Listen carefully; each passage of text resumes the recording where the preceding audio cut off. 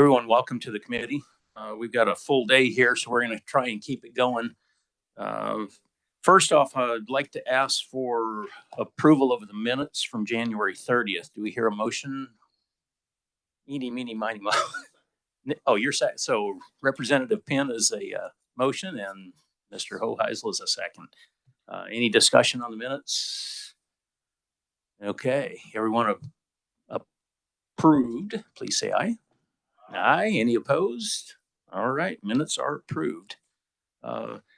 Request for bill introductions. Do we have anybody that has any bills they would like to introduce? Yeah, is the 911, or you're working on that, it's introduced. Do you have something else?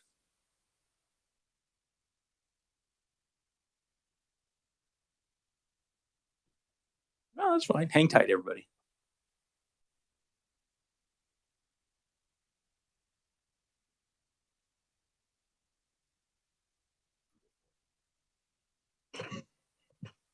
Yeah. Just go for it. Yes, Mr. Chairman, I wanted to introduce RS 2925, and that would have to do with notification requirements on service of orders or penalty notices. Penalty notices on what? Well, it's specifically in the KCC, but it affects the larger, what's the words, Nick? Administrative procedure. So. Committee, we have a bill introduction on KCC. Any questions, discussion? All right, your bill has been introduced. Any other bills? Not seeing any. Okay, let's get moving forward here. Over this past summer and leading up to now, we've had a lot of meetings and discussions concerning net metering. We've had a lot of parties come together. I'm very pleased with how I've seen everyone come together and the work that we have come up with so far. So I wanted to start it out with just an informational briefing on what has transpired over the last, 8 months or so, and bring everybody up to speed there. So if I could, I don't know if there's a certain order here, but could we go ahead with Kimberly? Do you want to go first?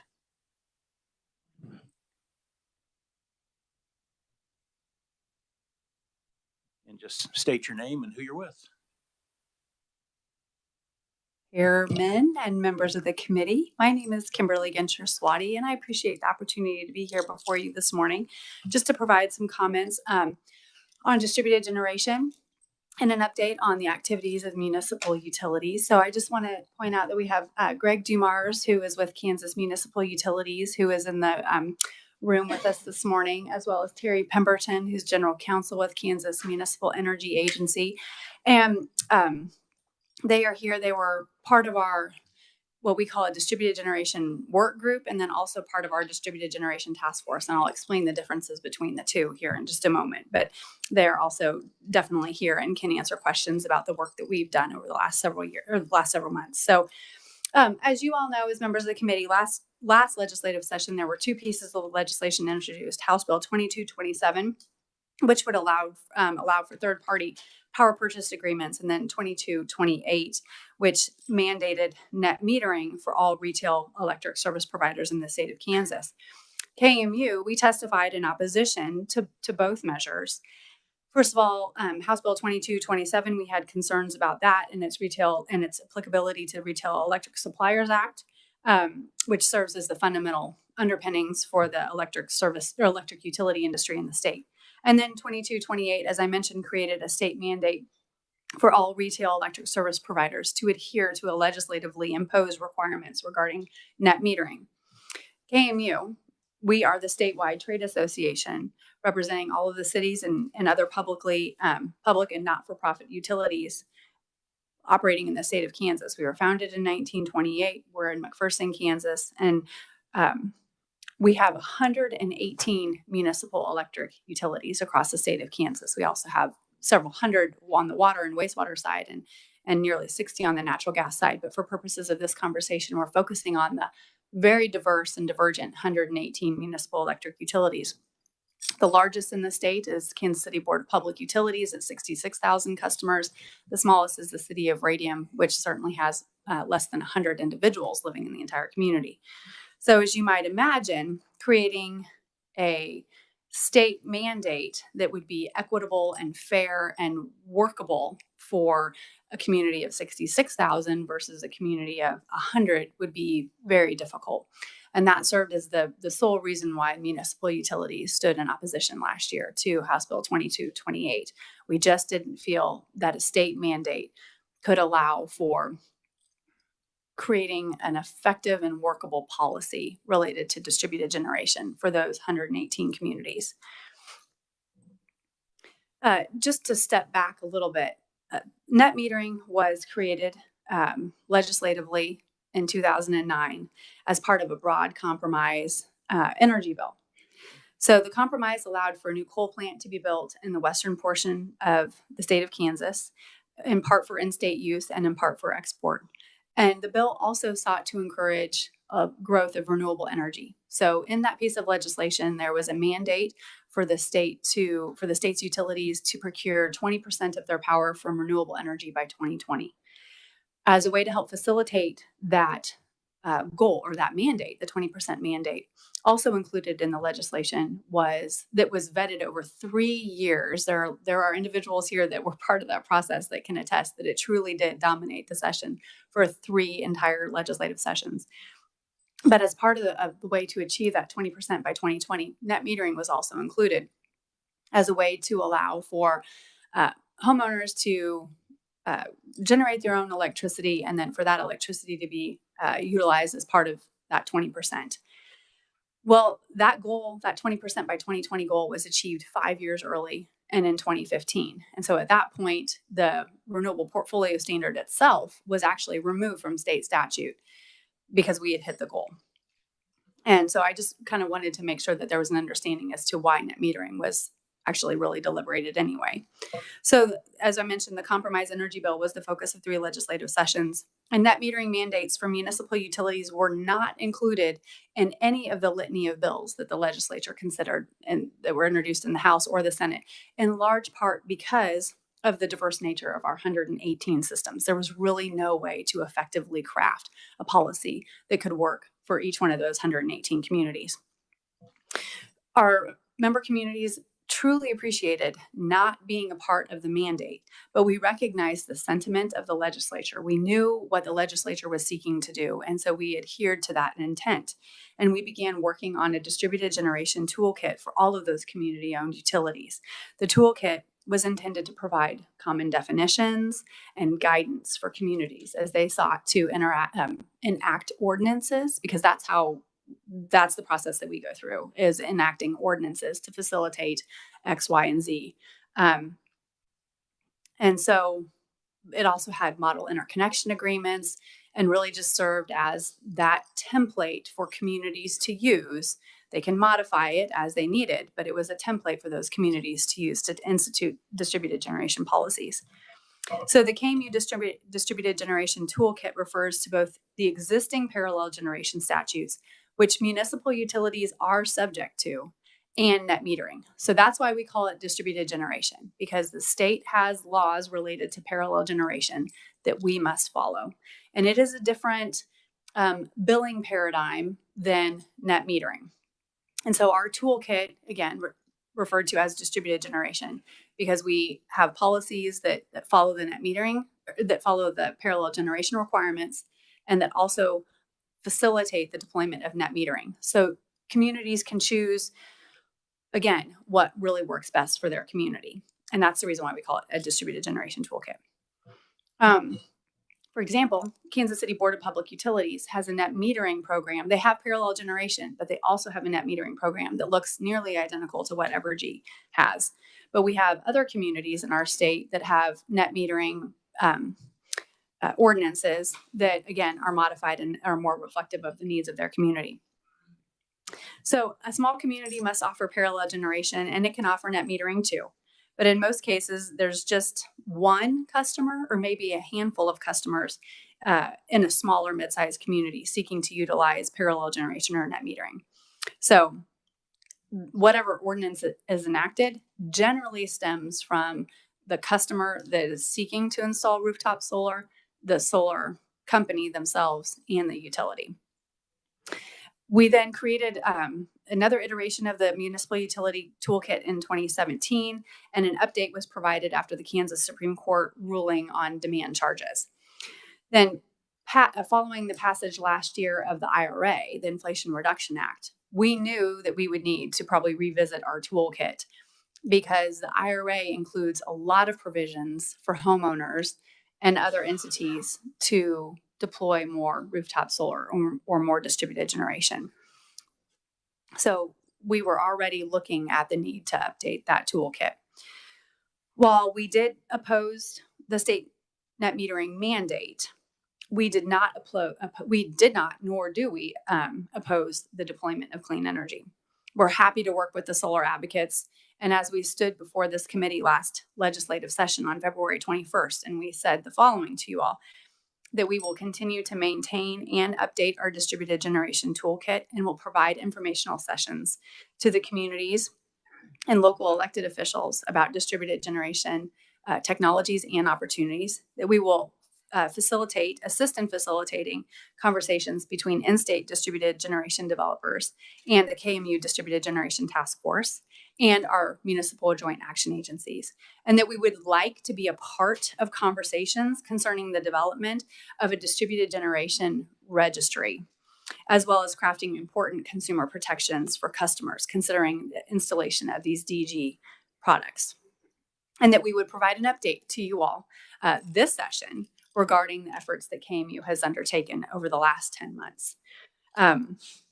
So to that end, immediately following the legislative session last year, KMU, we reconstituted our distributed generation task force, which is comprised of a variety of different sized communities from across the state, eastern and western Kansas, northern and southern, large and small, and mid-size. That comprises our task force. We have city managers and utility superintendents on there. So we have all variety of perspectives. So that's the task force.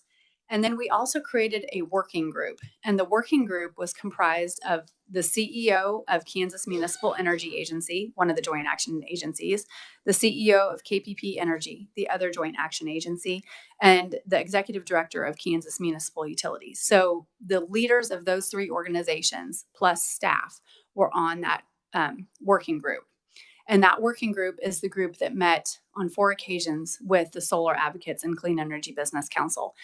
We thought that it was important for the solar advocates and Clean Energy Business Council members to know that they were meeting with the top leaders of these organizations. So the conversations that were being had in the meetings were with the decision makers. So, the discussion as they progressed, then the information would then flow down to staff as opposed to, coming up.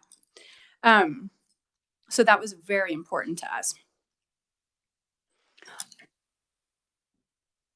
Sorry, hold on. This is just amazing. I got all turned around. We also, as I mentioned, we had Climate and Energy Project in the meetings, Clean Energy Business Council, King Solar, Good Energy Solutions, Stanion Electric, and Kansans for Lower Electric Rates. That was kind of the group that made up that working group. We met in an initial meeting via Zoom in the June timeframe, early summer timeframe, and then 3 other meetings in person over the course of the fall. Most meetings lasted between 90 minutes to 120 minutes, so about 2 hours. They were really good exchanges. And oftentimes we found that we were talking about similar things, but our utility terminology and the terminology used kind of in the solar space was just different enough that we realized that sometimes we were maybe talking not past each other, but we just needed to make sure we were all in agreement about exactly what the terminology meant. And those were really productive conversations and very good conversations, and formed the basis of how we began to frame our distributed generation toolkit. In the October meeting, we received a document, which I think the chairman and others have received. It was the needs and desires document, which again, that document was provided in the working group meeting, which included the CEOs of our respective organizations. And so the 12 of us on the municipal utility side, we really took that document to heart because it was a detailing of the needs and desires of the solar advocates. So included in that document was some definition requests, some common definition requests. And we took that back to our task force and really began working on common definitions that could be included in our distributed generation toolkit. And that really served as the basis of those conversations with our task force for the next 2 months.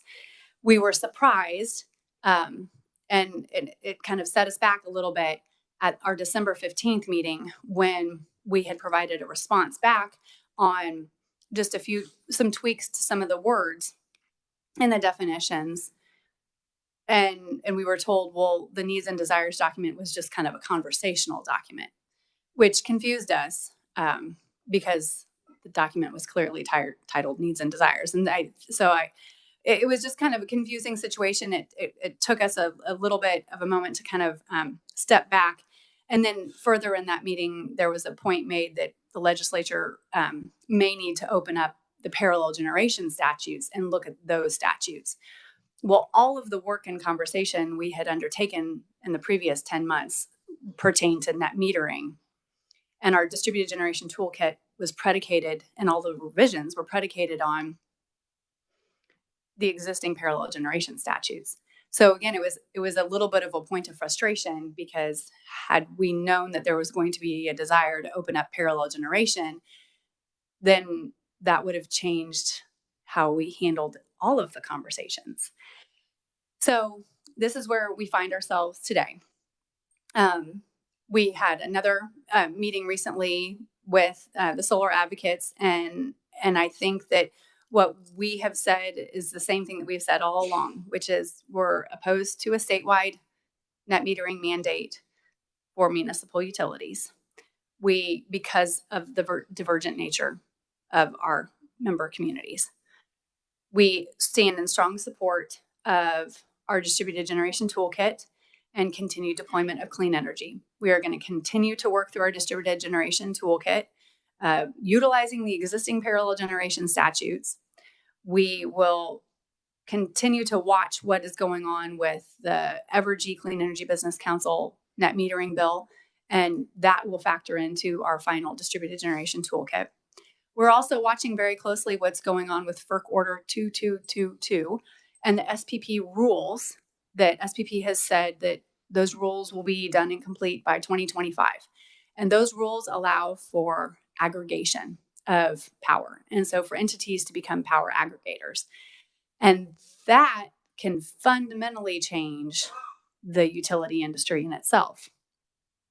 And so if we're going to get to a point where we're talking about smaller entities becoming power aggregators and serving load, then perhaps that might be a more appropriate time to reevaluate parallel generation statutes and the net metering statutes for all. So that's where we stand right now. We have our upcoming Kansas Municipal Utility Annual Conference. We are having a 5-hour seminar related to all things parallel generation and net metering. Our Joint Action Agency conferences will continue to talk about distributed generation and distributed solar. And we continue to try and educate our local elected officials about how to continue to allow for deployment and integrate into the system while also maintaining the needs and balancing the system, the needs of the customers and balancing the system. So I'm happy to stand for any questions at any time. No, we need to move it Yep. on. Thank you. Thank you. If I could get everyone to hold their questions until the presenters are done here, then I'll open it up. But I do want to cut everybody off at about 9:45, give or take, so that we can go on and hear the bill, and we'll have other presenters up here. But next is Leslie Kaufman, who represents the co-ops and was another key player in this. So welcome to the committee, Leslie. Thank you, Mr. Chairman and members of the committee. Appreciate the opportunity to provide this update to you. And I appreciate Ms. Vadi kind of setting the landscape and kind of, speaking through some of the issues in terms of kind of setting the discussion up today. So we made commitments to you last year on how we would approach our discussions with the solar interests. And I believe that as you read through our testimony, you'll find that not only did we hold true to what we committed to, but we also even went beyond that. And I would be remiss if I didn't thank our members that were involved in the two groups that we had. We had a kind of policy committee that was the lobbyists mainly that you see here, working for our respective members, particularly KEPCO, Midwest Energy, and Sunflower. And then we had what we call the DG Working Group, which is a group of our members that are more on the technical side. So those with the engineering backgrounds, those that have worked on the lines, in addition to co-op management. And no pun intended, but we had those groups working in parallel with each other. And the DG Working Group particularly, they were on track and on pace to finish up their work in the summer of 2023. But because we didn't want to have that group get ahead of what our discussions were with solar, we pulled their pace back, and we added additional meetings. We brought Mr. Horst in to visit with them a couple times because we wanted to make sure that what we were hearing, what we were discussing, was getting worked into all of our processes, whether that be on the policy side or in the implementation side. So as they worked through their meetings, and as we worked through multiple meetings with solar interests, we had a series of meetings with them. Each one was at least 90 minutes long. So the discussions were in depth, they were lengthy, and both sides, I think, really took their charge seriously to try and learn from each other and see where common ground exists. We have gone to some detail in our written testimony, so please read through that if you want more detail, because I am, in the interest of time, going to hit some of the high points. But also, if anybody on the committee would like us to actually walk through with them our model net metering rider, we certainly would be glad to do that as well. And we have some of our members and consultants with us that are in the audience today that are also resources for that.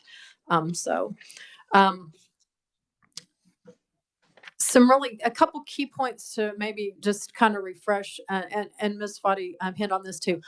Like municipalities, co-ops are not mandated to do net metering and have a net metering construct, but our members by and large have done that and have done that for years because they are responsive to their consumer needs. I think that's an important thing to remember. And then it's really, really important to remember that cooperative boards have a fiduciary duty to act in the best interest of the cooperative as a whole. So they have to weigh the interests of all of their members.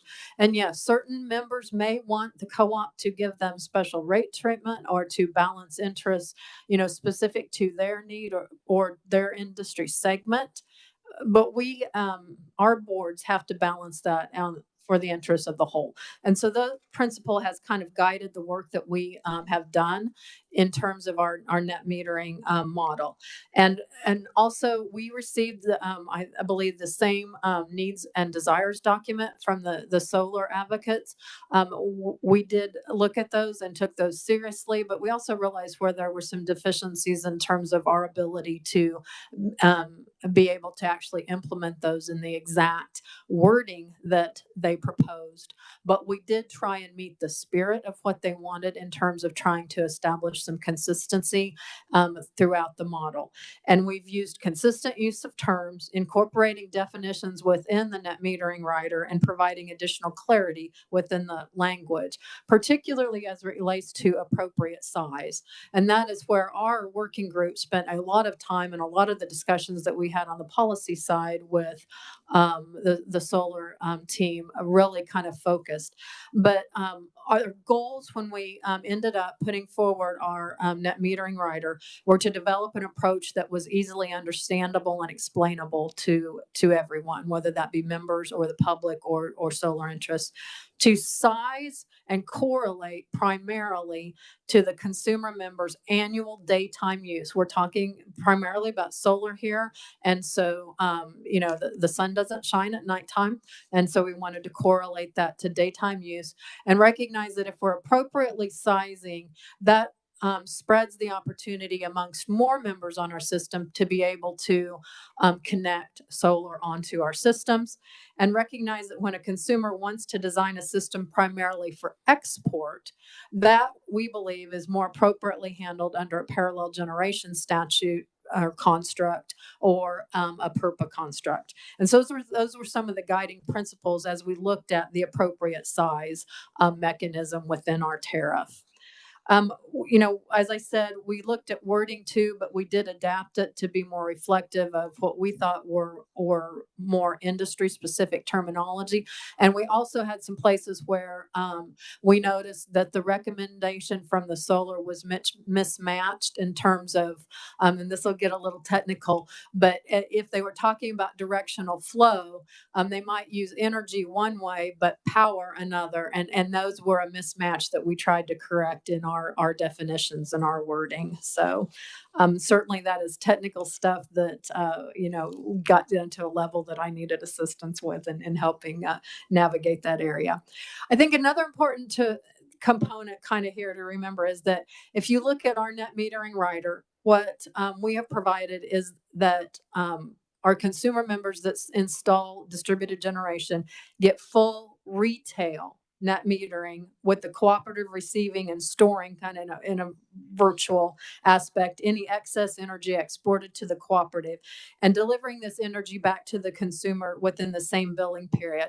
Thus, the consumer gets 100% retail credit for the amount the consumer draws out of that virtual storage. And that methodology really recognizes that, kilowatts generated in some months or don't have the economic value as those generated in others. And again, that's back to that balancing on that fiduciary interest.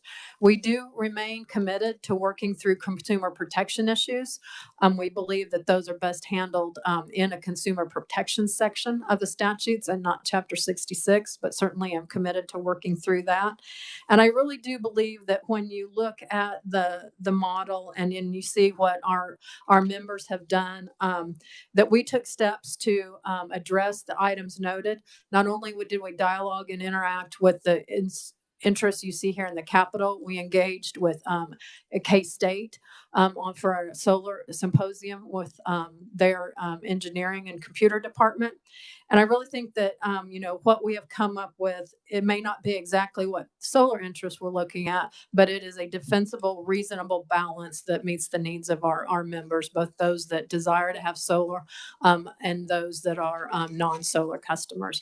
Certainly appreciate the opportunity, and I'm willing to stand for questions at any time or follow up as you would like, sir. Thank you, Ms. Kaufman. I appreciate it. Since we've heard both parallel and net metering, and the one that the net metering really affects is the next speaker that we're going to have, Ms. Laura.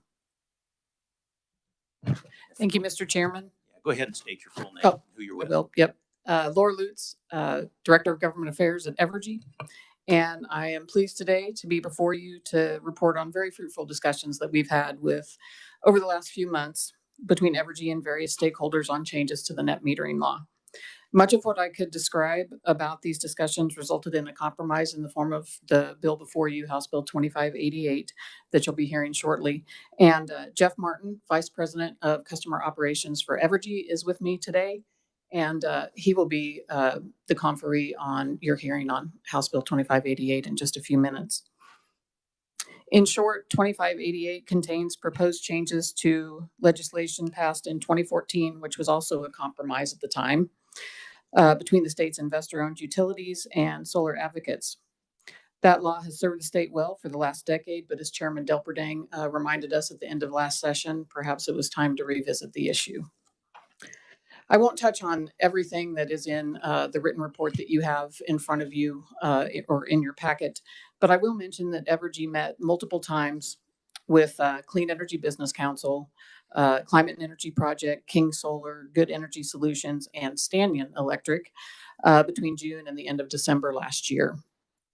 Participants from Evergy included staff who work directly with solar customers and installers and solar customers who connect their rooftop solar systems to the grid, as well as representatives from Evergy's regulatory, metering, electric standards, and government relations divisions. On occasion, staff from the KCC attended the meetings, as did a representative for Liberty, the IOU that serves about 10,000 customers in Southeast Kansas. And again, the net metering statute applies only to investor-owned utilities in Kansas, so Evergy and Liberty. I want to quickly highlight two of the main things that you're going to hear about during the hearing. And these were two main things we focused on at the request of solar advocates. First is a change in the 1% cap, which essentially limits the amount of rooftop solar that can be connected to the grid. Evergy agreed to raise that 1% cap to 5% gradually over 5 years. The second big change to the net metering statute would be an increase in the size of rooftop solar systems that can be installed. Mr. Martin will expand on both of these items during the hearing. We tried to also look at the future when in crafting language that acknowledges that rooftop solar technology has advanced a lot in the last 10 years. And there will, of course, be changes in the way that customers who want to install distributed generation and how those distributed generation systems advance. We made some technical changes, for example, that clarify the requirements of any devices that are installed on a rooftop solar system and how that energy is exported. And we updated the calculations used to ensure that systems are appropriately sized based on a home or business's historic energy usage. One thing and this has been mentioned by the previous two speakers, one thing we touched on briefly in discussions, but did not get finalized in time to be included in 2588 was what sort of consumer protections can be created and implemented to ensure that the proliferation of rooftop solar companies that we're seeing in Kansas is monitored in such a way that Kansans are protected from predatory sales practices. Just a few years ago, you really just had a handful of solar installers in Kansas. And I was talking with the person at Evergy that works with rooftop installers, and she told me that we are now up to like 50 companies in Kansas that are installing solar panels. So that's one thing that everyone agreed on in our discussions, that there is a need for some sort of consumer protections regarding rooftop solar. There are reputable quality companies, rooftop solar companies in Kansas, many of whom are in this room and many of whom were involved in these discussions. Unfortunately, present company excluded, Evergy regularly receives reports from customers about companies going door to door in their neighborhoods, claiming that they are with Evergy or that they're partnering with Evergy, and oftentimes sharing inaccurate and misleading information when trying to sell solar panels. I believe, Mr. Chairman, you've had that experience in your own neighborhood. Representative Schreiber has had folks in Emporia doing the same. And just last week, I received a call from another legislator in a different district who said a company had been going door to door in his district, claiming that Evergy had given them permission to do so and asking consumers for personal information about their energy bills while trying to sell them solar panels. So we encourage any customers, for folks listening online, we encourage any customers interested in installing solar to visit evergy.com for basic information you should always ask any installer when considering solar panels.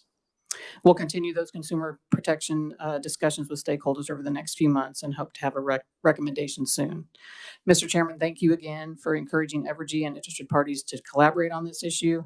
We want to commend all the stakeholders involved in this process for their commitment, diligence, and patience as we work through the complexities of net metering. It is truly a complex issue.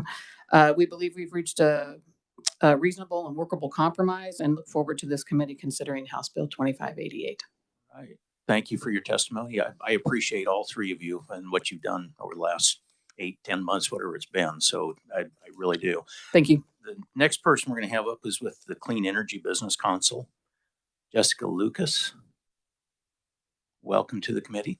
Thank you, Mr. Chairman. Jessica Lucas for the Clean Energy Business Council. And as has been mentioned here, we're working with our utility partners in response to legislation that we introduced last year. And I appreciate having several of those folks here in the room today. Mark Horse with King Solar in Yoder, Kansas, and Malcolm Proudfit from Good Energy Solutions based in Lawrence are both here and have been incredibly helpful in the technical aspects of their industry. And we'll defer any technical questions to them. Paul Snyder, Michelle Milburn from Stanyon Electric, and of course, Dorothy Barnett from the Climate Energy Project were also involved in those discussions. So I was here last year on behalf of our members advocating for legislation that's been mentioned, both House Bill 2227, which was the power purchase agreement bill, and House Bill 2228 related to net metering. And there was staunch opposition to both pieces of legislation. And appreciated that after we had the hearing, the chairman gathered us for a discussion again with the utilities, where they expressed more of their frustration about the bills. And from the cooperatives and munis, we clearly heard like, hey, we do not want to be in the statute for net metering, and that's not how things work. We were able to begin having discussions in July of last year and did that individually. We recognize that there are distinct differences between Evergy, which has language in the statute. The munis are their own unique utility provider, and the cooperatives. And so at the outset, we expressed our recognition in that first meeting that power purchase agreements we knew were definitely a non-starter for them. And so we said, we're going to just set that aside. We know that's a great concern. There's not a lot of interest there. Let's just tackle what we think we can find some common ground on, which is rooftop solar or distributed generation. With Evergy, we had a very easy place to start because of the existing statute. And that's, of course, what we're going to get into when I stop talking here in just a couple of minutes. We'll open that bill up for hearing. The conversation with the munis and co-ops was a bit different, and you've heard some of the why here this morning. They don't have net metering laws on the books, but certainly have customers that want to be able to access rooftop solar. And for our members, these are their customers. So when Mark and Malcolm are out there in the field and people are coming to them saying, hey, I want to have solar, there have been challenges experienced as a result of the policies of all of these varying cooperatives and munis. There is not one uniform standard. When you're in Evergy territory, you may or may not agree with the parameters or think there's ways to make them better, but the parameters are the same everywhere in Evergy territory. There's 118 municipalities and 24 or 26 cooperatives. So that means there's just a patchwork of different rules and regulations that the men and women in the industry are having to encounter, and where we were seeking more clarity and consistency in definitions. So we went into the discussion hoping that we could establish that. And truly, this was a really good experience. It was great for industry folks to sit across with utility folks and talk through what their experiences were like. And as noted, there were times where it was clear we were using different terms for the same thing and identifying that, oh yeah, there's ways we can make this better. There's ways we can create a language and an understanding that is more clear to everyone involved. Now, where we are not aligned is that for the cooperatives and municipals, they really do prefer just a voluntary guidelines established through the toolkits that have been mentioned. That is a challenge and remains a challenge because of that patchwork approach. These are voluntary guidelines. So it doesn't mean that everyone has to adopt them. It's a best practice, but it's only a best practice in as much as someone says, yes, that's what we're going to do. So it still creates a lot of confusion, both for the industry and for the customers. As we went through this dialogue, it's true, we were coming in from kind of this net metering mindset and looking at things there. But as we started talking about this, I think we got to the point in December where it sort of gelled like this, the common definitions and the language that we were seeking, and understanding that everyone, munis, co-ops, and Evergy are all under the parallel generation statute, that perhaps that was a place where we could park some of these definitions, even if there were three different definitions: a definition of appropriately sized for Evergy, something different that works for the co-ops and munis. I mean, we have been open in saying, we just want something that provides us clarity, even again, if it's not exactly what we would like. And for us, it feels that parallel generation is the place where we can maybe continue that conversation and get to that clarity and consistency that we believe is important. So with that, we did present some language. There is certainly still discomfort with that, recognize that, but we hope that we can continue to receive feedback. I think there's discomfort with putting language into statute, but I do think we're very close in actually what language looks like. So I think those are talks that we have to continue to have and see where things go. But as far as where the businesses working in this sector with the utility partners, I think it's been a very good dialogue and something that we hope will result in some improvements and perhaps we do get to a place where we can be in the statute. And then on the consumer protection piece, absolutely, that's a commitment of ours. Our members are good actors. They are doing good work out there, and they also have to encounter sometimes fixing the mistakes of bad actors. And no one wants for a person to make the investment in this system and for that not to be delivered as it should be. I think the challenge is figuring out those nuances. It is also very technical and difficult. We have meetings later today with officials here in Topeka to continue that conversation and look forward to bringing that as well in the appropriate form or fashion. So with that, Chairman, I'll stop talking and we can go on to the next piece. I appreciate your work that you've done on this. Thank you. Well, we appreciate you convening us. And again, I think it's a lot of work that we can be proud of. It truly is. So committee, we're going to hear a bill pretty soon here that is just a continuation of what you're hearing, but I will open the floor if anybody has questions to the 4 individuals that just testified or presented, I should say. Not seeing anything. Okay. Well, with that, I'd like to move on and let's, committee, I'd like to open the hearing on House Bill 2588. First up, I'd like to call on Reviser to give us an overview of what the bill does.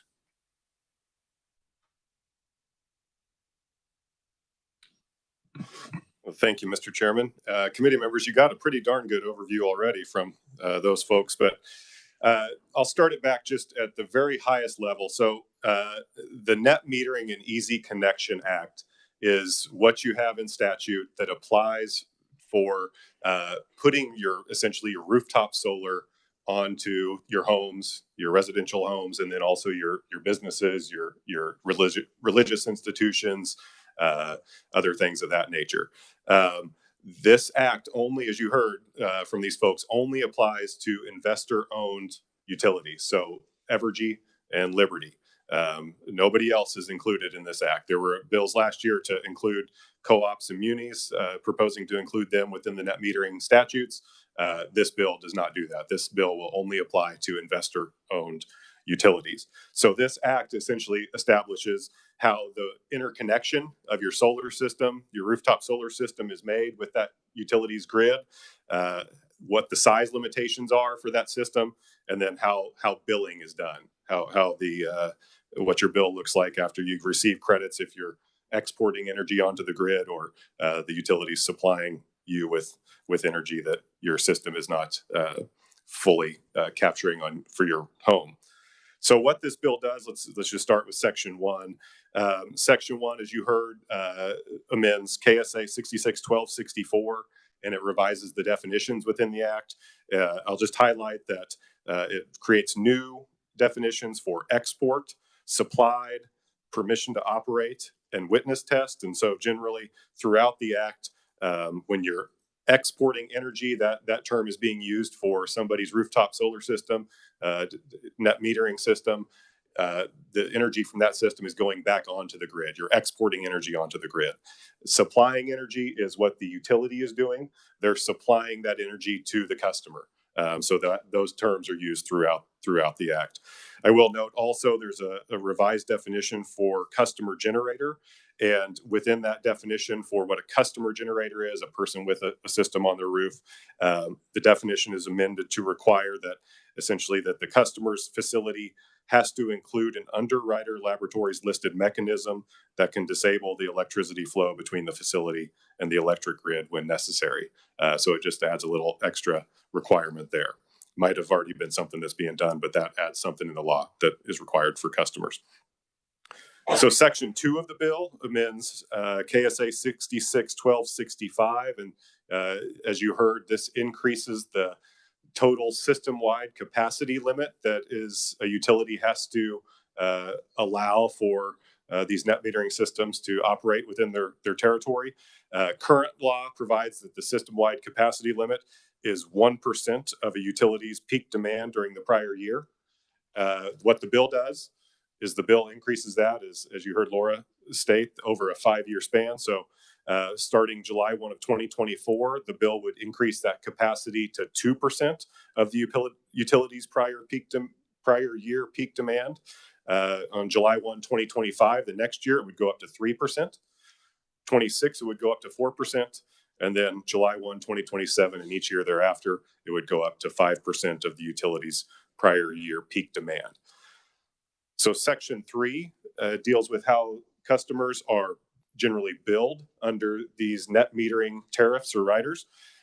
So what this statute essentially establishes currently, net metering systems, it establishes different methods with regard to when your system became operational and online.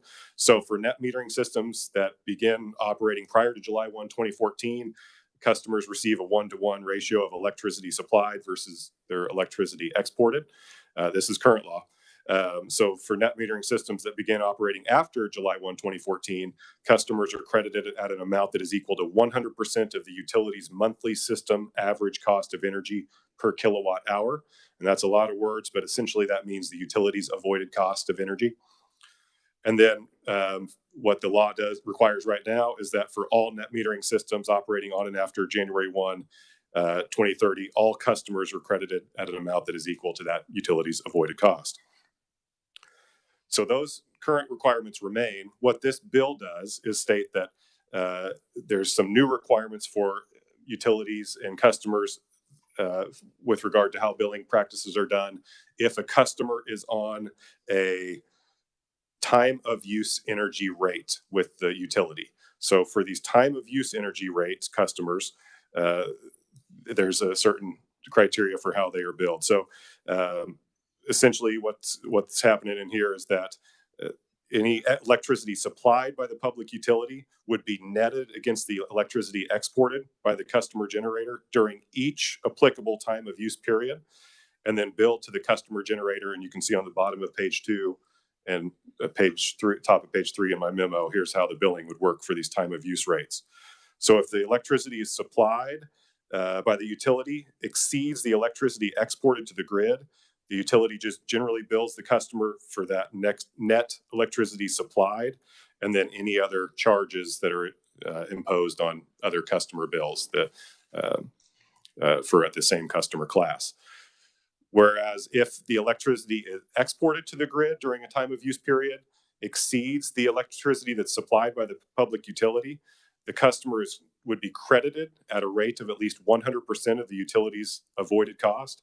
And then any net credit, and then also net of the other charges, would be applied to the next billing period for that customer. So essentially, the bill would be net of the credits and that you receive, and then that would be applied to your next bill. So Section 4 of the bill amends KSA 66-1267, and this is the size limitations for customer systems. Generally, new net metered systems, there's a size limitation in the law that says for residential facilities, it's up to 15 kilowatts. And then for any other non-residential customers, it's up to 100 kilowatts for any other customer classes. What this bill does is it strikes those size limitations, and it generally states that the maximum size limitation for a net metered facility can go up to 150 kilowatts, no matter the type of customer that you are. But what the bill continues to require, and as you heard some of the prior person speaking about, is that in the law, it requires that these net metered systems be appropriately sized based on a customer generator's expected load. And then what the bill also does is it establishes a specific formula in the law to determine the appropriate size of a net metering facility. And I'm not going to get into that formula. It's my understanding, and they'll correct me if I'm wrong, that it's the exact same formula that Evergy is using to determine appropriate size for net metering facilities right now. But let's listen to them just in case I misstated that. Just a few final things with what this bill does. So commencing January 1, 2026, the bill would establish requirements for all customer generators. If the customers generating capacity would exceed its export capacity by more than 50%. So this sizing calculation, let's see, let me restate that. So if the systems cannot exceed, generating capacity cannot exceed the export capacity by more than 50%. There we go. So no system can generate more energy than it's going to export by more than 50%. Any such sizing calculation under the bill would be required to exclude energy storage capacity unless that energy storage device can increase the export capacity. And if it does increase the export capacity, it needs to be subject to an export limiting device, essentially. Lastly, House Bill 2588 would require all customer generators to own and maintain an export limiting device. And then if a customer generator operates a facility that's designed to export an amount of power that is different from the system's generating capacity. So if there's differences between generating capacity and export capacity, there needs to be an export limiting device there. If there's an operating export limiting device on a system, the utility under this bill would be authorized to conduct periodic witness testing of that device to make sure it's working properly.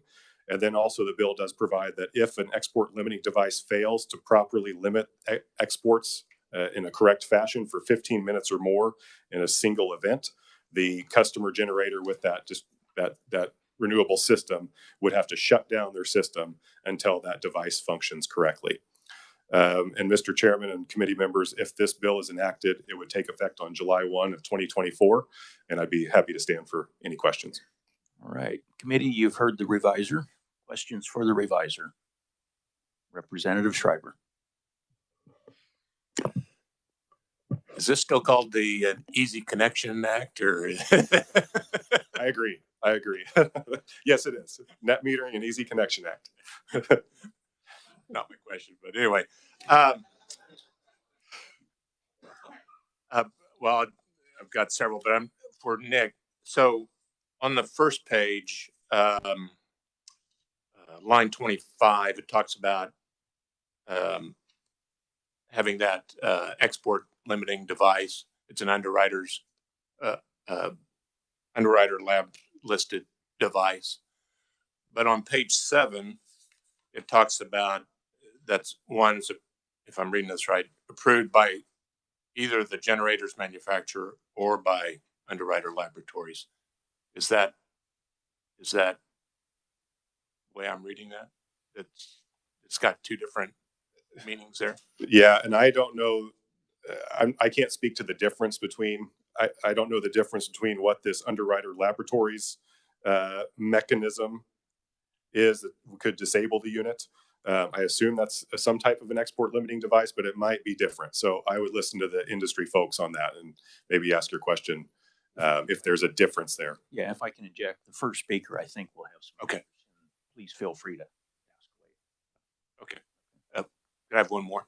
And just to be clear on the additional charges, whether, depending on how much they use or send back to the utility, there would still be like a property tax surcharge if that's being charged by the utility on non-customer generators, the TDC charge or whatever it might be.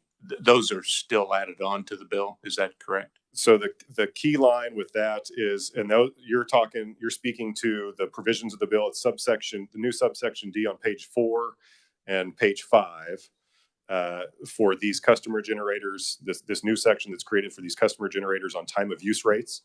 The key language with that appears at the bottom of page 4 in that paragraph 4, and then the top of page 5. And it's my understanding what the language here says is that it's essentially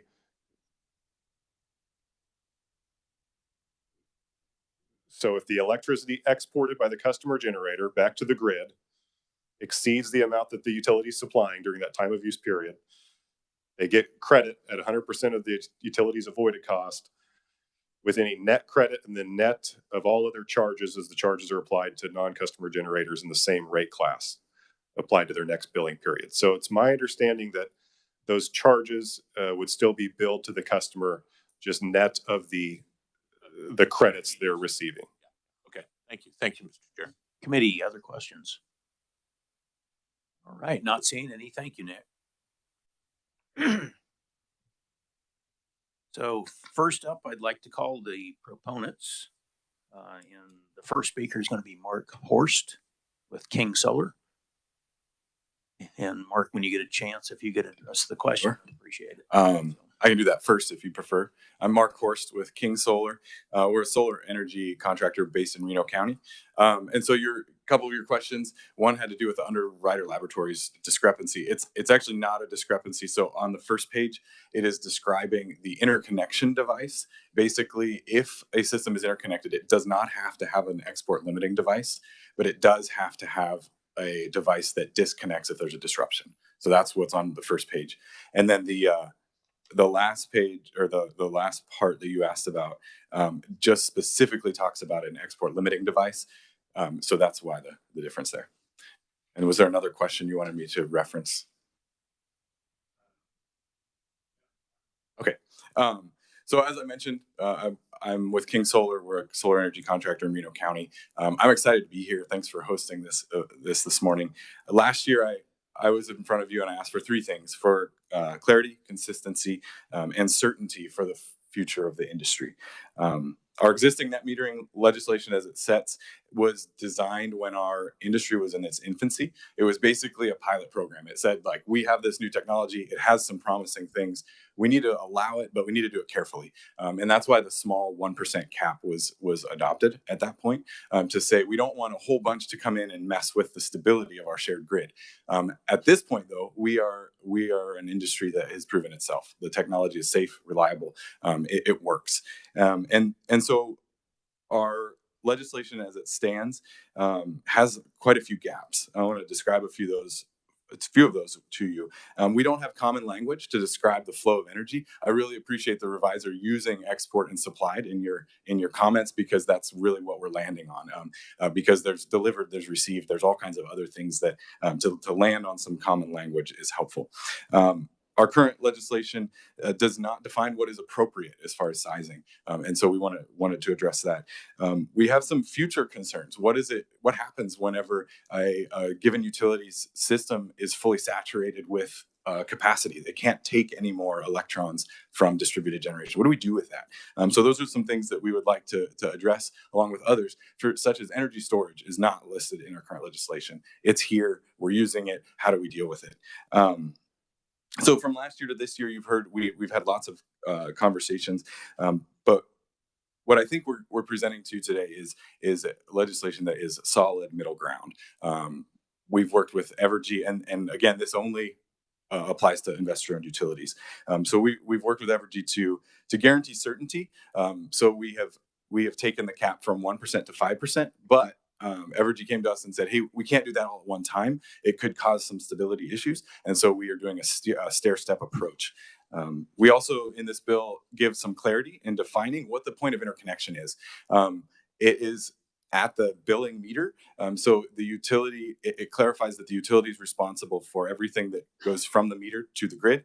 And the customer is responsible and able to control their own energy usage and consumption on their side of the meter. And that billing meter is the delineation point. But we do concede that the utility does need to have the right to test and verify our settings on the customer side, because it has the potential to affect our shared grid and the stability of that grid. In this bill, you'll find the consistency that allows us to know how to size a system. Whenever we go to a customer, we can say, this is what it is. You may or may not like it, but it is consistent across the board. You also see that we've simplified some things to say that instead of having residential, commercial, and schools, it's one system, one sizing metric, but also a plan for the future. So the export limited idea has only been around for about 5 years, and it's not in our current legislation at all, but we've added it to say, well, how do we plan for the future? How do customers plan for their future of energy usage with this export limited system? And I'm happy to answer questions about that technology if there are any. just like in every negotiation, we didn't get everything that we wanted. Evergy also came to the table and worked in good faith to find places that we agree and we can work together. And I do want to just touch base on the utilities that are not included in this bill. We heard from the municipal utilities and the cooperative utilities that they didn't feel this fit their model or the way they should be treated. So we took them out. And we do have hope that we'll be able to bring you a piece of legislation that addresses some of these exact same concerns in a more appropriate way that is working with them. So yeah, I look forward to seeing this bill move forward and having a solid foundation for our industry as we develop Kansas. Our company currently has 21 employees. We hope to provide more quality jobs, and this bill will allow us to do that and invest in our region. So I can stand for questions now. Or Thank you, Mark. Committee, any questions? Representative Carmichael. Thank you, Mr. Chairman.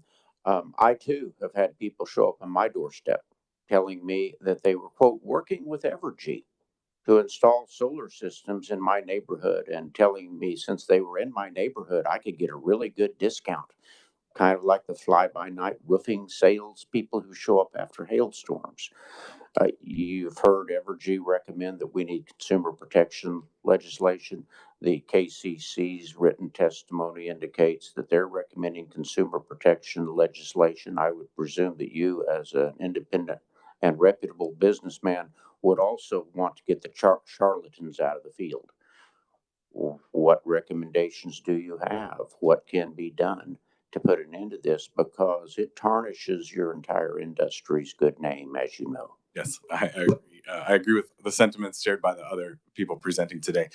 So we have some draft language that we're kind of vetting through. Is it possible to do it this way? And so we hope to bring something to you along with some, as we mentioned, some parallel generation clarification. So if those can go together, one of the things we're trying to avoid is messing with any other industries. If we put something in that's for consumer protection, we want to make sure it protects the utility industry without muddying the waters elsewhere. So we're working on it. With respect, I'm afraid we can't wait. What's your time schedule to get us your proposals so that we can get something done about this? Sure. So I have a draft with me today. We're meeting with leaders here in Topeka to look at it today. And so I don't have an answer for a timeline. That might be more for our leader Jessica to tell you timeline. But this session is our hope. Yeah, well, just for your reference, our time to introduce bills is virtually gone. So I'm going to be looking for a consumer protection bill that is coming through, for example, the Judiciary Committee, and I'll find a way to amend the bill. And I'd like to do that with the cooperation of stakeholders and their recommendations. But if I don't have it, then I'll just do it on my own. Thank you for the strong encouragement. Well, good. Representative Schreiber. Thank you, Mr. Chairman. My more eloquent colleague asked my question, so I'll pass. Thank you.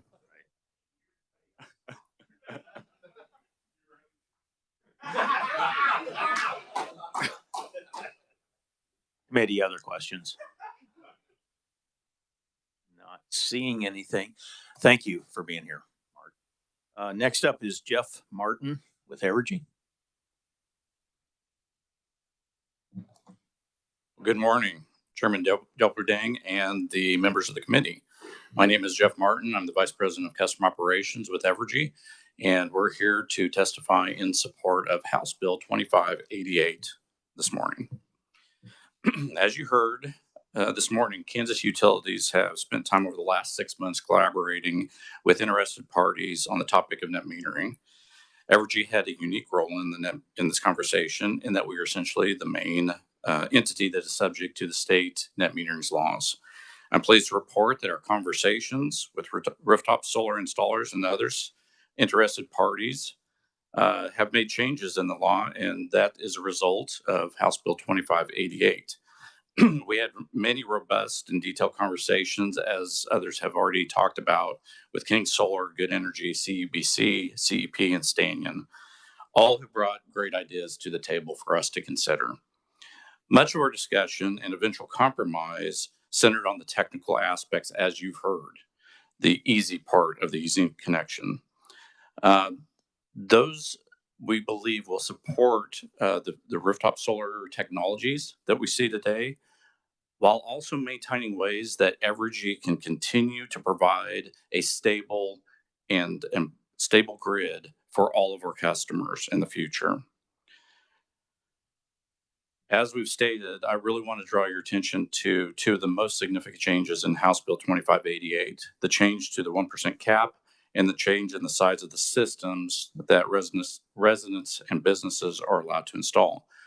First, the bill would amend the net metering statute to allow an increase of the 1% cap, as you've heard, over time up to 5%.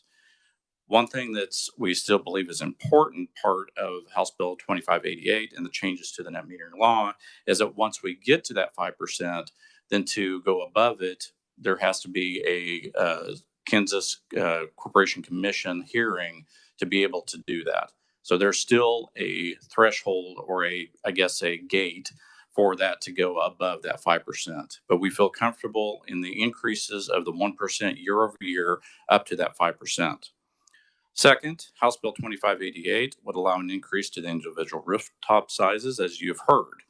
I think the most important factor in that is the calculation that is now part of House Bill 2588 is the calculation that we currently use on sizing those to be at appropriate size.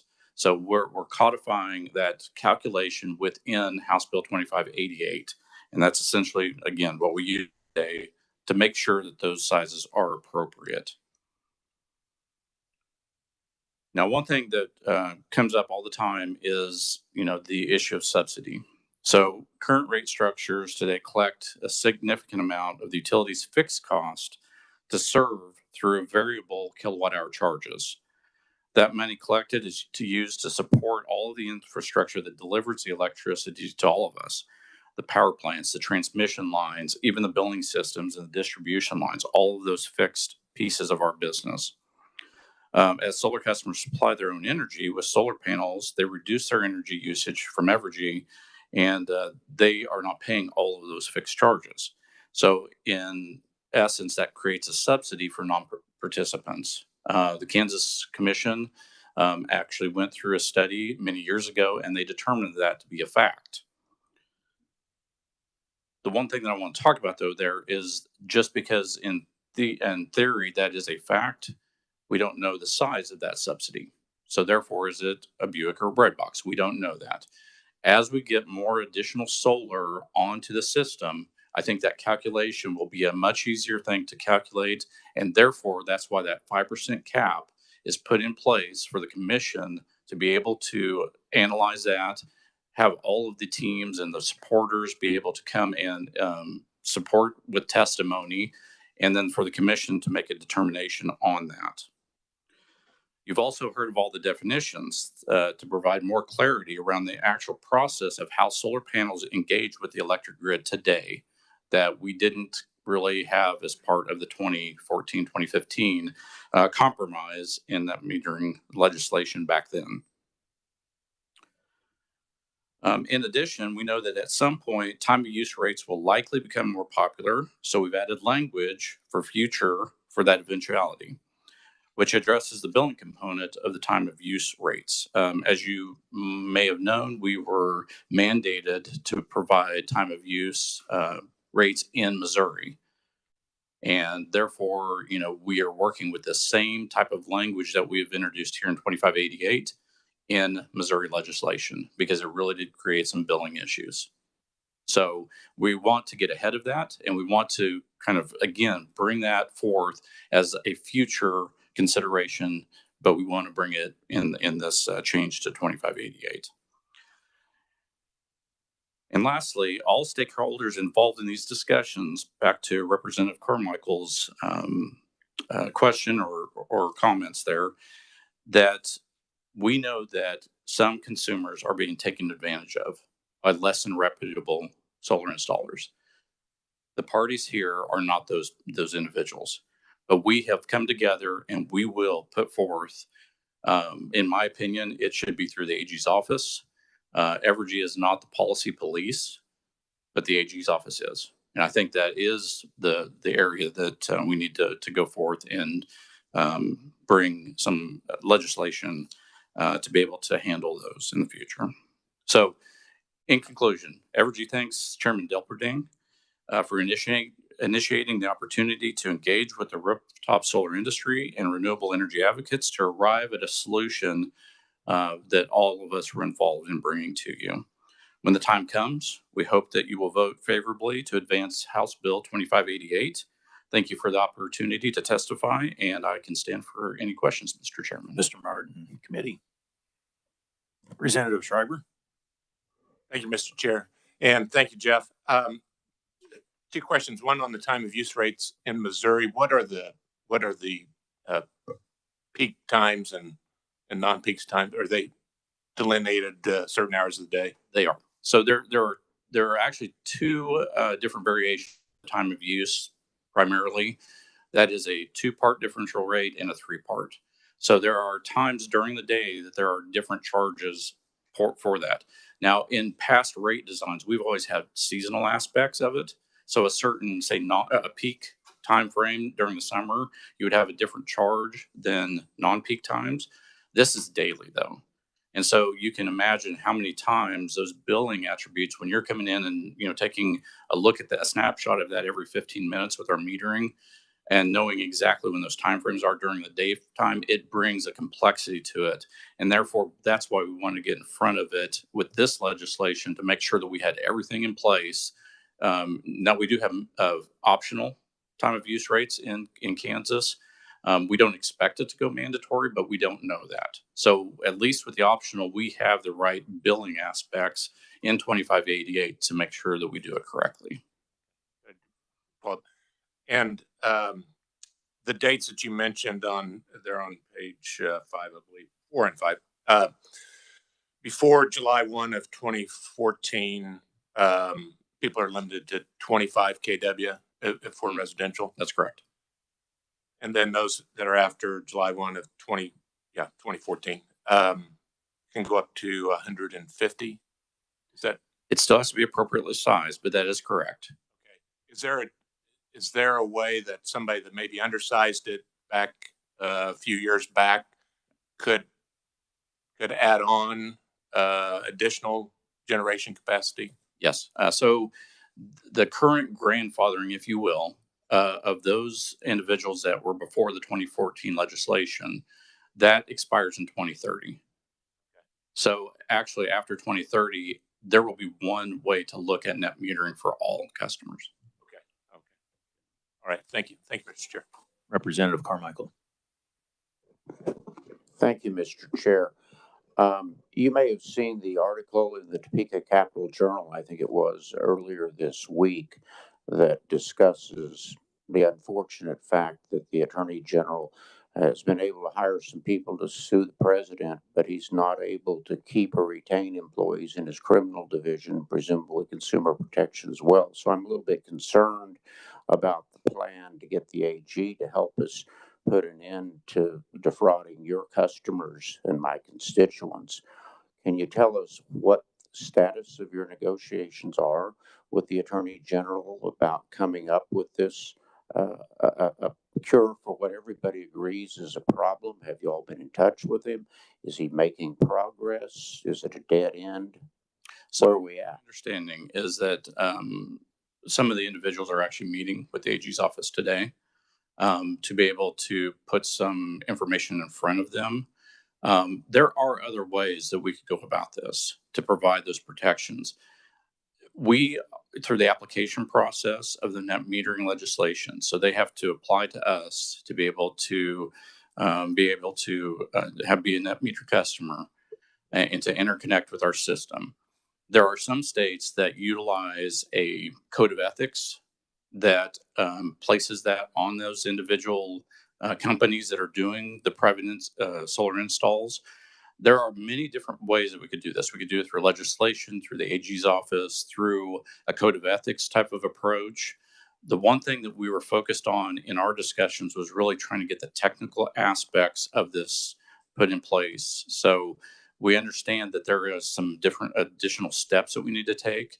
And there are several different paths that we can take to get that done. If I may, Mr. Chair, your answer raises two more questions. First, representatives of who or what is meeting with the AG's office today or tomorrow? Is it Evergy? Is it the solar industry? Is it other people in the room? Who's having these meetings? Jessica. Thanks, Representative Carmichael. On the Clean Energy Business Council, and our members have that meeting today, and will then be taking that information to figure out what is the best process. It is very difficult to figure out, and part of the challenge is that on the front end you have the sales piece, and then by the time you're at the interconnection agreement, how do you address it at the problem, which seems to be on the sales side, where no one may know that someone has been put into a victimized situation or a contract that doesn't make good sense. So that's what we're trying to figure out. And yes, time is of the essence. It is challenging. And we want these bad actors out of the field as bad as anyone, but we also want to make sure that we get it right and that we don't unfairly impugn the people that are out there doing the right thing. I think I'm meeting with you folks next week. I'll look forward to an update report. My second question for Evergy is, you made reference to the possibility that this could be dealt with, at least in part, through the application process for the interconnect. Is there anything that we need to be doing in this legislation to facilitate your ability to get bad actors out of the marketplace through the application process? Is that covered here, or do we need to amend this statute? And secondarily, how do we make sure that you are in Evergy as an honest broker as to who's a legitimate solar contractor and who's not? That is absolutely the issue. And that's, again, why putting a code of ethics or something in the application process is on our side. But code of ethics are just advisory. They don't carry any penalty. There's lots of aspirational codes of ethics out there. How does that get these people out of the market? I know we're running out of time. So I think Jessica hit the point on the head, which is by the time it gets to us, we can help control that, who gets through the kind of the pipeline. But if the sale has already been made, then that's not going to help that individual customer. So there has to be maybe even multiple ways to be able to handle this. And again, I think that front end on the consumer protection is absolutely the AG's office. I'm not familiar with how their processing and how they go about things, but it is very analogous to your rooftop example earlier. They got that through. There's consumer protections, bonding requirements, permitting requirements, everything else. I think it needs to look very, very much like that rooftop or that roofer. Okay, I'm just having a hard time thinking I can vote for this legislation if we've ignored consumer rights in this process. And I don't see us having it fixed by the time we're prepared to work this bill next week. Thank you, Mr. Chair. Yes. Any other questions? Not seeing any. Thank you, Mr. Martin. I appreciate you being here. Next up is Paul Snyder, Kansans for Lower Electric Rates. Good morning, committee. Paul Snyder with Kansas for Lower Electric Rates. I will be quick. I'd first like to acknowledge the good work that Evergy did. I was involved in at least 2 or 3 or even 4 meetings with them this summer. Not only Jeff and Laura, but their solar expert, and I thought they worked very collaboratively with the solar industry. So I don't often get to give them kudos, so I would like to do that now. And also, it's been really helpful to work and get to know Mark and Malcolm. I worked for a solar company after I left KCP&L, and I learned a lot from these guys. So this has been a good learning experience. You have my testimony. I would just like to note that in general, my members aren't going to get a lot of benefit from this, mainly because of the low capacity size thresholds last year.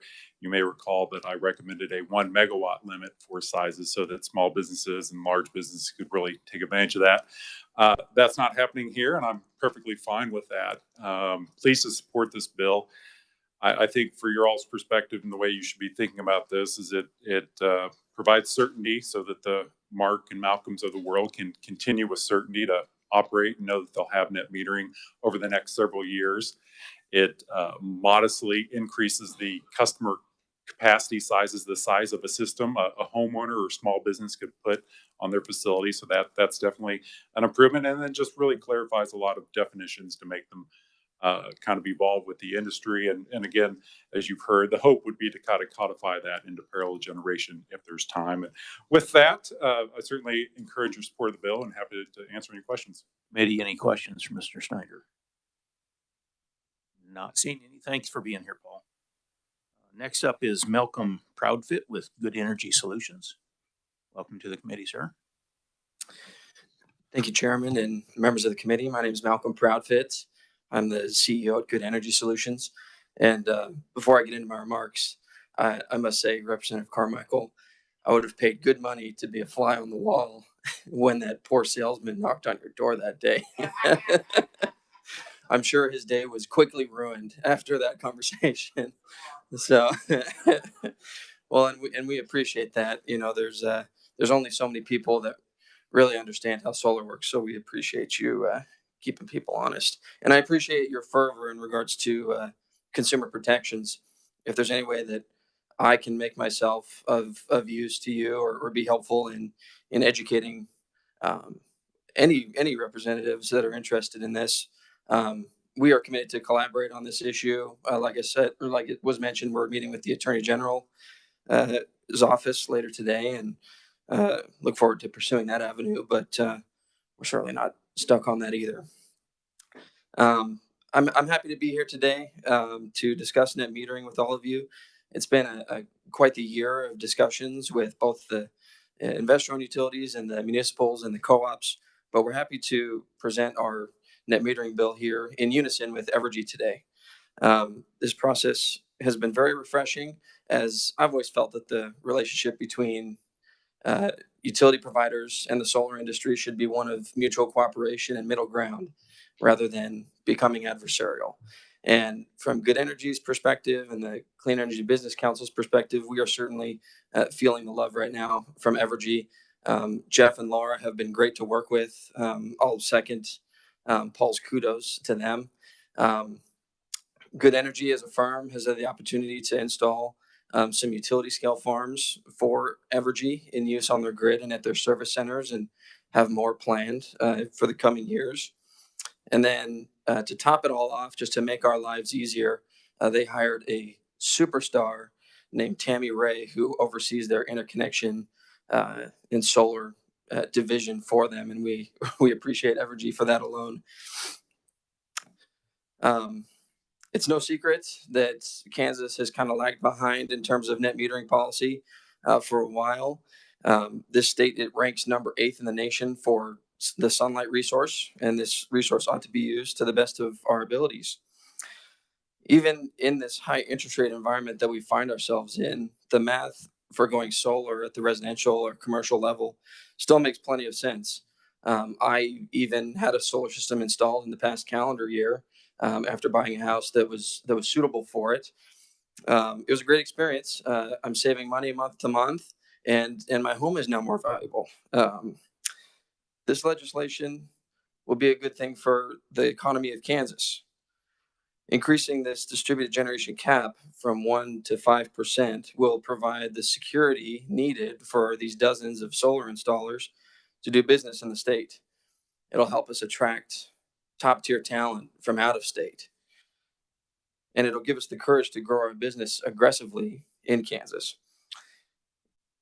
From my perspective, from my opinion, my belief, I would estimate that this bill will create over 100 jobs a year for the next 5 years as the cap increases and as solar continues to proliferate in the state.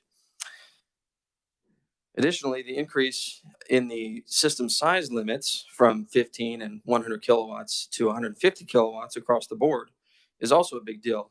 It will help us to help our residential customers with large loads and large consumption profiles to meet their offset goals. But it will also allow us to attract larger scale commercial clientele in manufacturing, grocers, the list goes on. All in all, I think this bill is a massive win economically for the state of Kansas, and it gives consumers more freedom and more choice in regards to what they are doing to cover their their energy needs. Jobs will be created, tax revenues will increase as a result, and the solar industry in the state will be able to catch up with those of other states with similar sunlight resources. Thank you all for your time. Thank you, Mr. Proud. And any questions? Representative Carmichael. Thank you. Thank you, Mr. Chair.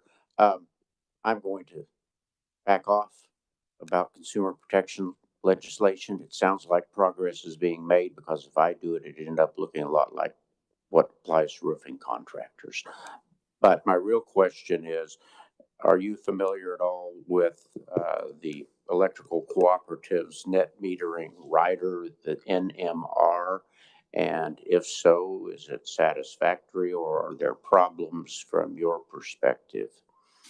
I think the large issue that the Clean Energy Business Council takes with the net metering rider is that it's elective and not mandatory that a specific cooperative participate in providing that. So then, painting with a broad brush, what's in it seems workable, but the fact that each cooperative can decide to adopt the rider or not is where you have your difficulty. Yes, and as a group, we're not asking the cooperatives and the municipal utilities to provide net metering across the board, but because we understand their needs are different than that of Evergy and the investor-owned utilities, but rather we're just seeking some clarity on industry-wide terms, and so that we could install systems that have limited export capacity or zero export capacity to further protect their grid.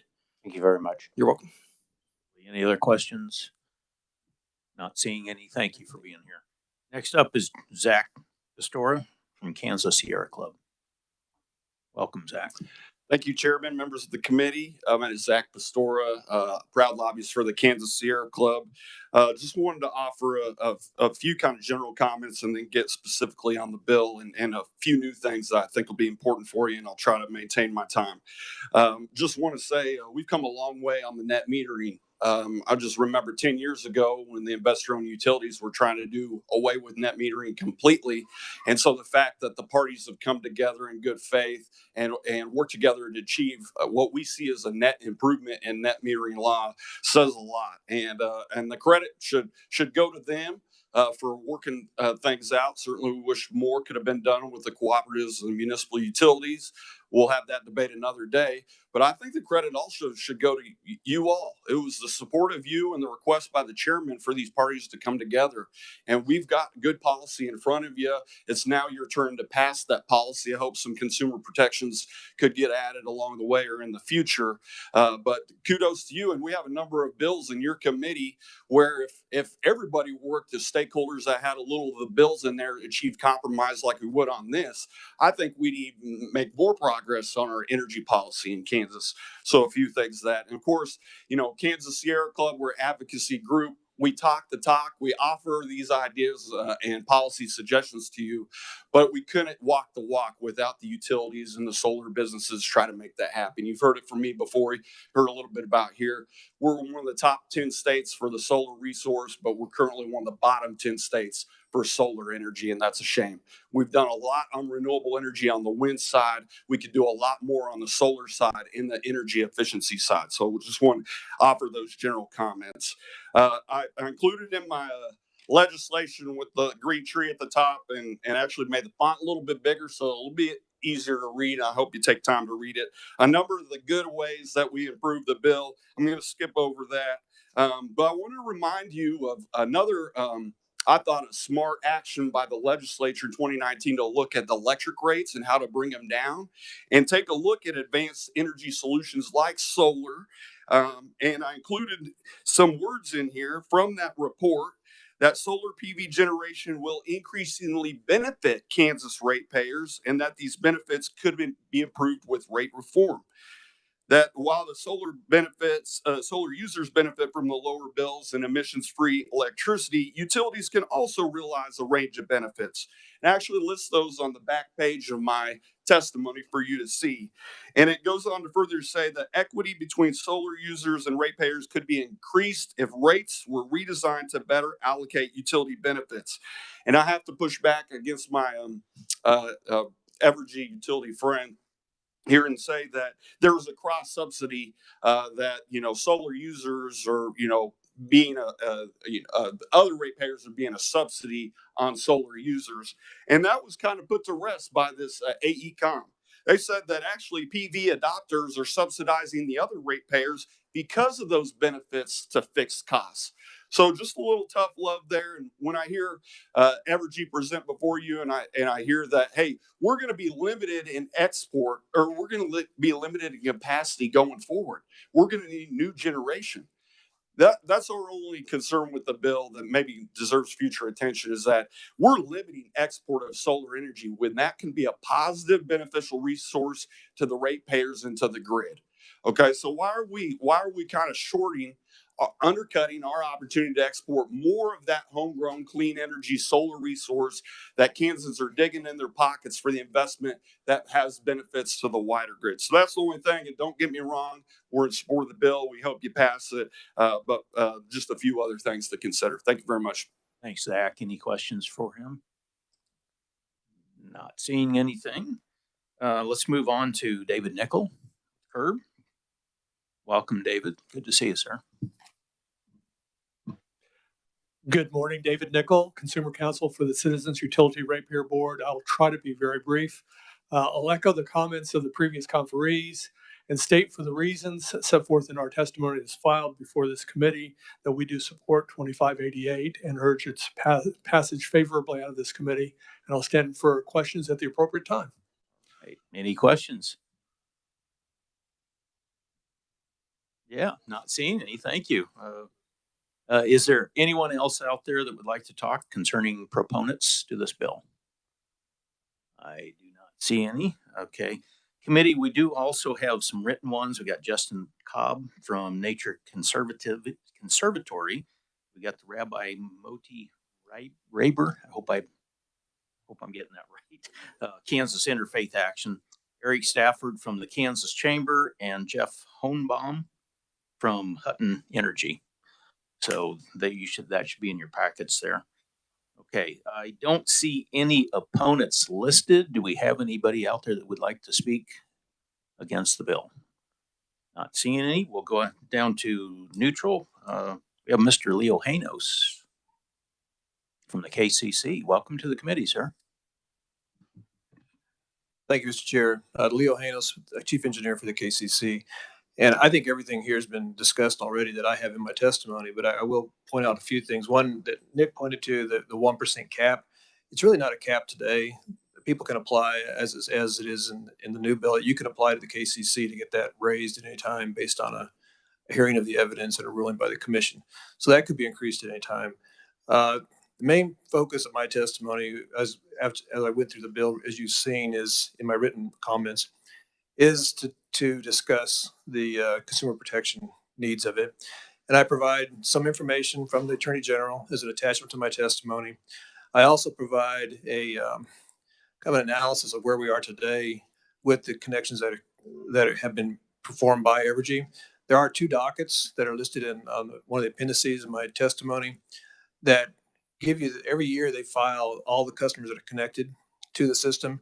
You can see the rate of customers being installed has increased almost exponentially. So you're seeing it increase. It just points out the need, I think, for consumer protections to be in there, even as a prerequisite. Evergy does have a very good application process. They look at things very thoroughly, but Evergy is not going to be the audit police going forward after the systems are in. Who's going to maintain that type of compliance and that type of thing? That's not in the law. The law is between consumers and Evergy. It does not address any part of considerations about the installing contractors that are in the system. Attached to my testimony also are the current number of complaints from the Attorney General. I will note none of those companies that they're investigating, of the 56 some odd complaints, are Kansas companies. They're all from out of state. So I think there is a need for that legislation, and I would recommend that it be a prerequisite to legislation, as Representative Carmichael has alluded to. That's really all I have to say. If you have any questions for me, I'd be happy to try to answer them. Committee?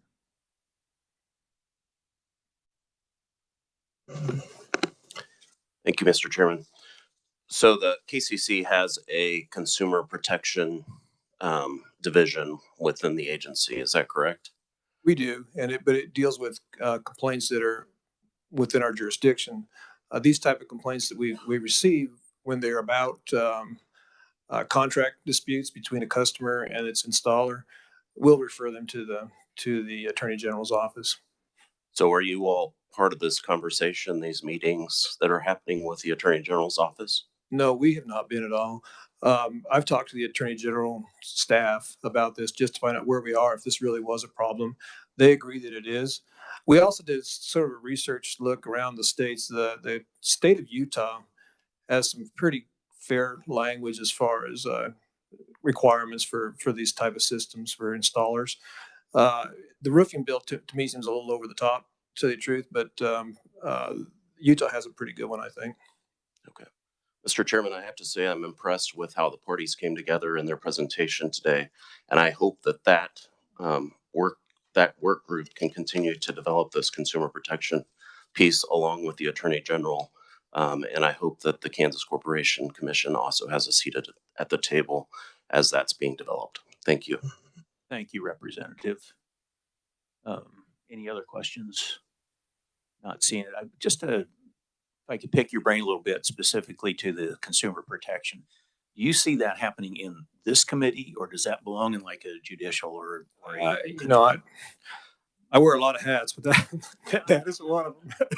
But no, I think it probably belongs somewhere else to me. But I still say it's germane to this, and it ought to be considered as a prerequisite to it, because this is going to be a problem. You're expanding the number of companies that can be installed in Kansas, and they can be much larger. And there's a lot of tax rebates, which is driving this whole industry.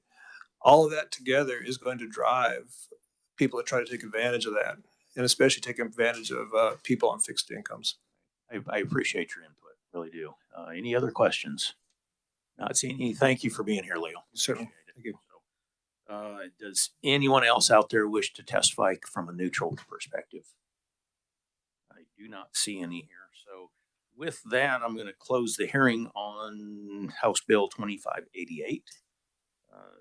Next week, we're going to have a hearing on House Bill 2527 on February 6th. It's cost recovery mechanisms for public utilities. And then I'm hoping to do a final action on this bill. I don't know if it'll fit in time-wise, but that's the intent, is we're going to try and work the bill next week. So any questions from anybody? With that, we are adjourned. Thank you, everyone.